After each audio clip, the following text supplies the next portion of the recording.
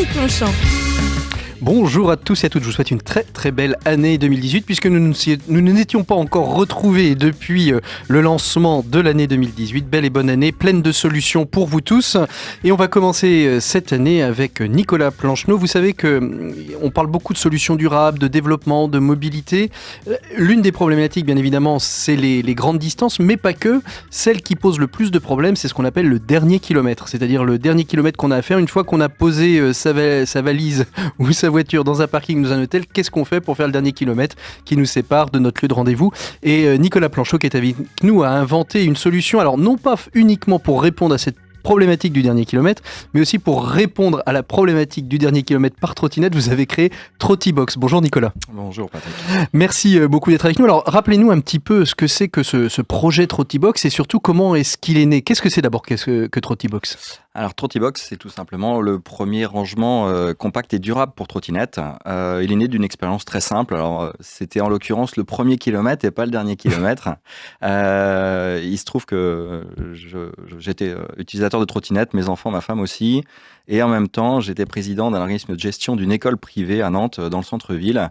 Et les parents, à 80%, à moins d'un kilomètre de l'école, souhaitaient que les enfants viennent soit en vélo, soit en trottinette. Mais c'est une petite école, donc on refusait évidemment les vélos, mais on refusait aussi les trottinettes par manque de solutions de rangement. C'est-à-dire qu'elles traînaient un petit peu partout On les refusait même, puisque c'était compliqué, dangereux, non sécurisé. Et du coup, c'était dommage de refuser les trottinettes. On a cherché tout bonnement à acheter des rangements de trottinettes, ce qu'on n'a pas trouvé.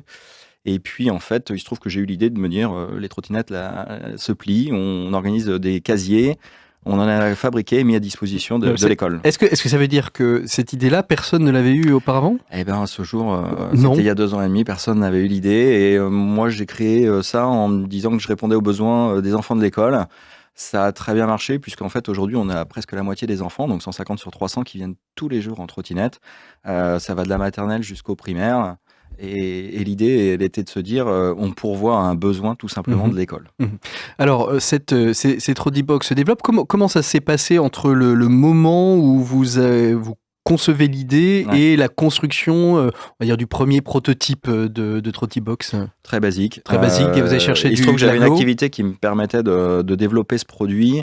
J'ai eu l'idée, et après, j'ai pris une trottinette adulte, une trottinette enfant, et on a conçu des box, des Trottibox, qu'on n'appelait pas encore Trottibox d'ailleurs à l'époque, qui correspondaient à la taille de chacune des trottinettes pour optimiser l'espace, tout simplement. L'idée, c'était de ranger un maximum de trottinettes sur le minimum d'espace. Alors, comment ça se passe? C'est un cube, les dimensions sont variables? C'est un cube. Alors aujourd'hui, on a 3 cubes différents, de 6 cases, 9 cases et 12 cases. En gros, 0,5 mètres carrés, un peu plus d'1 mètre de haut. Et un peu moins d'1 mètre de profondeur. L'idée, c'est tout simplement de glisser la trottinette, de l'attacher ou pas dans les trous qui sont sur les parois, et puis surtout de l'installer dans un lieu de destination. Ça, c'était l'idée. C'est vrai que c'est à l'intérieur de l'école. Aujourd'hui, on en parlera après, je pense, c'est dans tous les lieux de destination. Le vélo, c'est sur une place générale. Nous, on va avec la trottinette jusqu'au lieu de destination. Donc, le lieu de destination, c'est tous les lieux, on va dire, privés et publics. Ça peut être le cinéma, ça peut être la médiathèque, ça peut être la piscine, ça peut être tous ces lieux-là susceptibles d'accueillir des publics qui se déplaceraient en trottinette. Complètement. Aujourd'hui, en fait, depuis plus de 10 ans, en France, il y a plus de 600 000 trottinettes de vendues par an. Donc, c'est en constante augmentation, y compris avec les modèles électriques. L'idée, c'est que tout utilisateur de trottinette, la problématique dans laquelle j'étais il y a quelques années, c'était de se dire, je la prendrai bien plus souvent, mais où est-ce que je gare ma trottinette quand je me déplace? Au restaurant, à la Fnac, au cinéma, à la piscine, au gymnase, a fortiori pour les enfants. Aujourd'hui, il n'y a pas d'espace de rangement dédié. Donc, et quand est né le projet de Trottibox, le fait que vous et votre famille, vous utilisiez la trottinette, c'était un engagement sociétal ou c'était vraiment purement pratique, puis c'est devenu sociétal avec le temps, et le projet lui-même s'enracine aussi dans cette... Alors moi, si le projet m'a énormément motivé, c'était pour le côté sociétal, sachant qu'il y a quand même beaucoup d'avantages d'utiliser la trottinette, le côté sportif, parce que c'est une marche active, une vraie gestion de la santé. Pour les enfants, c'est un complément de motricité, d'équilibre, et puis le côté sociétal, effectivement, descendre en ville et pouvoir se balader partout, rentrer, prendre le transport en commun et pour y aller et en sortir pour aller au point de destination, c'est vraiment le roi du premier dernier kilomètre. Voilà, puis se dire qu'on ne va pas être aussi, après, avec la solution Trottibox, qu'on ne va pas être à se balader avec sa trottinette partout, on la pose.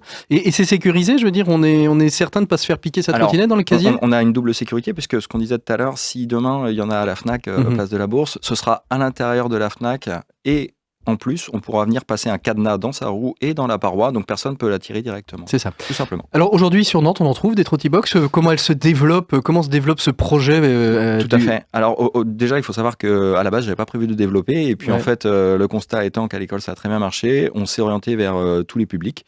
Et on a commencé à communiquer auprès des métropoles, Nantes Métropole notamment, et toutes les métropoles françaises. Les acteurs privés viennent vers nous, les entreprises pour leurs employés. Du coup, aujourd'hui, on est présent à Nantes sur des collèges, sur la ville. La ville qui aujourd'hui investit pour lui, mais demain, pourquoi pas, on est en train de regarder ça pour tout. Pour lui, c'est-à-dire pour les salariés, pour les salariés de l'endroit. Mais aujourd'hui, dans les gymnases, le mercredi, le samedi, il y a des trottinettes partout. Donc, gymnase, piscine, médiathèque, musée, tous les lieux sont ouverts. Alors, comment ça se passe à un moment donné? Il faut pouvoir produire, industrialiser. Vous n'êtes pas un industriel, vous n'êtes pas un fabricant de Trottibox. Vous avez initié l'idée, vous la commercialisez, vous l'avez développée. Comment est-ce que vous travaillez justement l'industrialisation du produit? Alors, il se trouve que j'étais dans le milieu entrepreneurial nantais depuis plusieurs années et l'idée était là.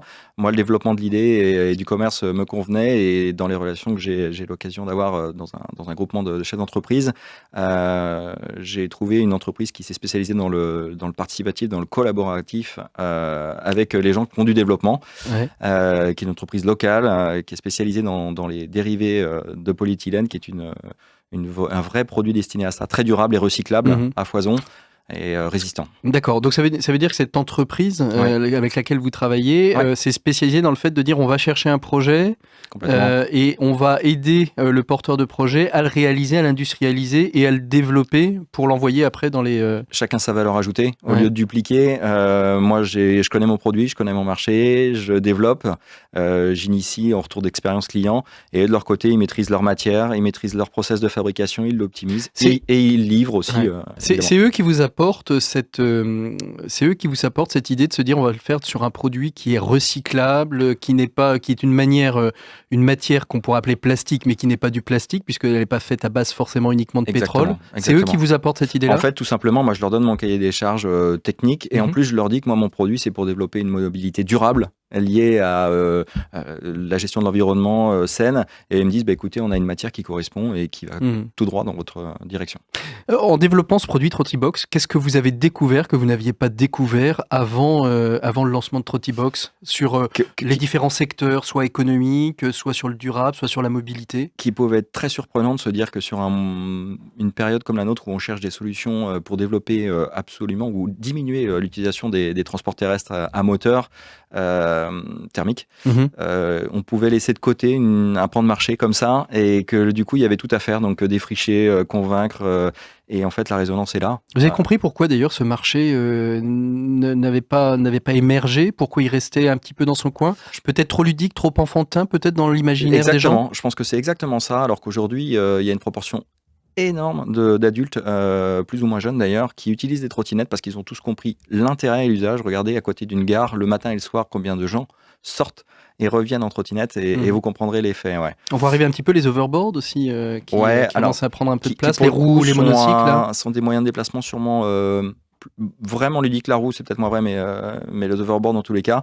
Aujourd'hui, moi, ce qui est vraiment déterminant, c'est trottinette électrique. Là, il y a un marché qui est vraiment gigantesque. C'est quoi les prochaines étapes, les prochains projets là, pour Trottibox là, à terme? Alors, prochain projet très simple. Aujourd'hui, on est rentré dans des cinémas. On est en passe de rentrer sur les très grosses métropoles qui ont une vraie résonance. Convaincre les responsables de mobilité douce type vélo qu'il y a aussi de la place pour la trottinette. La trottinette, Trottibox s'installe sans différence d'infrastructure, il n'y a pas de voie spécifique à créer. Donc aujourd'hui, on installe une Trottibox dans un gymnase, ça y est, elle est disponible. Donc c'est un vrai intérêt, je pense, pour les collectivités. Ok, on est intéressé par Trottibox, il y a un site, on peut retrouver un peu vos produits? Tout à fait, trottibox.net ou boxsolution.net. Voilà, une belle solution durable pour commencer cette année, pour se remettre en forme, pour prendre un petit peu l'air, parce que c'est toujours aussi agréable de prendre l'air plutôt que d'être enfermé dans sa voiture climatisée.